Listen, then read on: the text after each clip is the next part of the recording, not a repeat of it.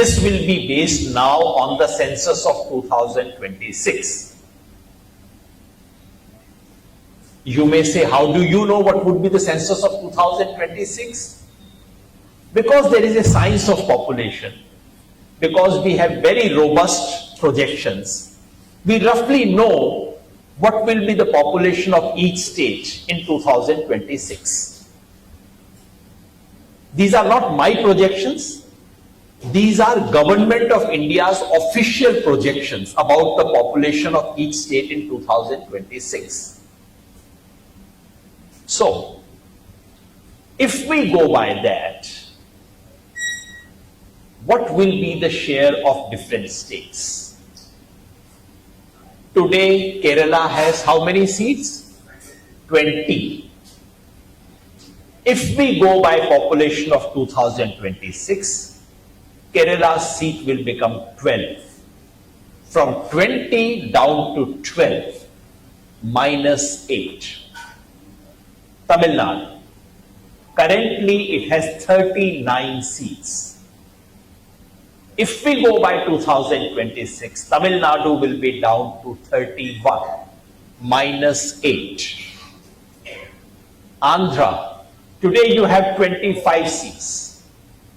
By 2026 population, Andhra will be down to 20, minus 5. Telangana from 17 will come to 14, minus 3. So, both Telugu states put together will also lose 8 seats. So, Kerala minus 8, Tamil Nadu minus 8, Telugu states minus 8. Karnataka will lose 2 seats. Why Karnataka is losing less? Because a lot of population has migrated to Bangalore. Because of the expansion of Bangalore, Karnataka will lose less, only 2 seats. Odisha will lose 3 seats. From 21, Odisha will be 18. Bengal will lose 4 seats. From 42, Bengal will come to 38. Punjab will lose 1 seat. And Jammu and Kashmir will lose 1 seat. Now, can you see the pattern? Who will be the gainers? Uttar Pradesh will go from 80 seats to 91, 11 plus. Bihar from 40 to 50. Rajasthan from 25 to 31.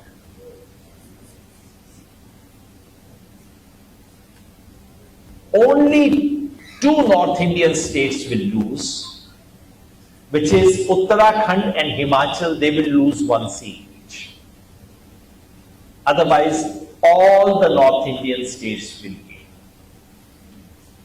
Why? Because population has changed. Population has not shifted. In North India, population has increased. In South India, population has gone down.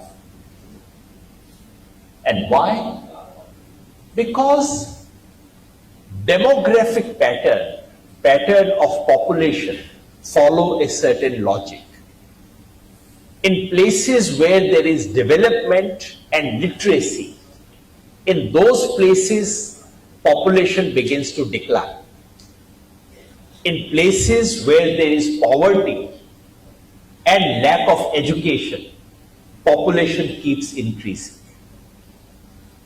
So that's why Kerala is the biggest loser. Kerala will come down from 12 to, it's a 40% loss for Kerala straight away. Look at the other result. The 4 states of Tamil Nadu, of South India, put together currently have 132 seats. Their combined share will come down to 106. Which is to say, currently, South India plus 1 state either from the west or from the east, can come together to prevent any constitutional amendment. Because constitutional amendment needs two-thirds majority. So South Indian states plus one, either Maharashtra or Bengal, they can come together and prevent any amendment to the Constitution of India against their own interest. But if this delimitation takes place, then that will not be the case. Or to put it differently, today, all the North Hindi-speaking states have 226 seats in the Lok Sabha out of 543. If the new delimitation takes place, then Hindi states will have 259 seats in the Lok Sabha, almost a majority, only 12 seats short of a majority. Let it come. Should this happen? That's my question. I know I speak in Andhra Pradesh. I know many friends here will confidently say, of course it should not happen because all of us are influenced by our own interests. When we think of larger questions, I don't want to be influenced by any of those things. We have to think of the larger national interest. What is in national interest? That is my only consideration for speaking. What I say in Guntur is exactly the same as I would say in Haryana, or I would say in Kolkata.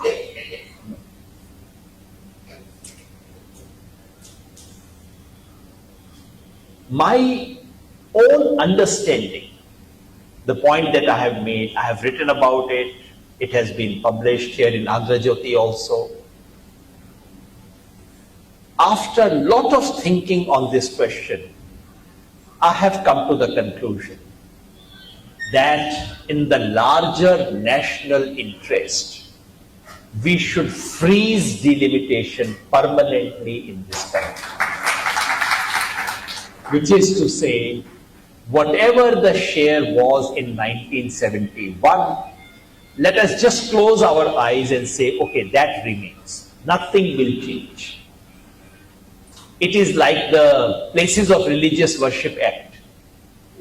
You know, the Places of Religious Worship Act says that when you look at religious institutions, temple, mosque, gurdwara, whatever was their status on 15th August 1947, we will just accept it as that. We will not touch it. So I am advocating something similar. Whatever is the existing division of seats within Indian states, let us just accept it, not touch it, not increase it, not reduce it. Why do I say so? I need to explain, because I'm not saying all this only to please my friends here. When we sit here, we celebrate BP Mandal. We do not look at the fact that he was from Bihar. He was a Hindi speaker. We celebrate Karpuri Thakur. We celebrate Baba Saheb Ambedkar. We celebrate Mahatma Phule. We don't look at their language, their region. We look at the principle.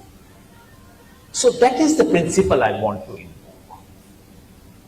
My thinking is that India's unity is based on a principle of non-dominance. There are many professors sitting here. You know, we must have taught the theory of social contract.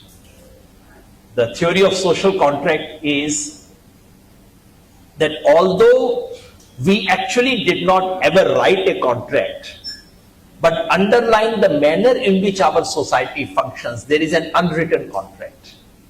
And that unwritten contract must be accepted in order for society to survive. My argument is, and I really want all of you to consider this, that underlying the Republic of India is an unwritten contract of non-dominance. No one area, no one community, no one language, no one religion no one region will dominate this country and will suppress others. This is an unwritten contract. This has many implications. This has implications for religion, which is to say, a community, you cannot say we are 80% Hindus, we will do what we like with Muslims. No, you cannot do that. That is a violation of a fundamental contract written into the Indian Constitution. You cannot say that I have more population, therefore I will have more representation in parliament, and therefore I will do what I like. No, sir, that's not available.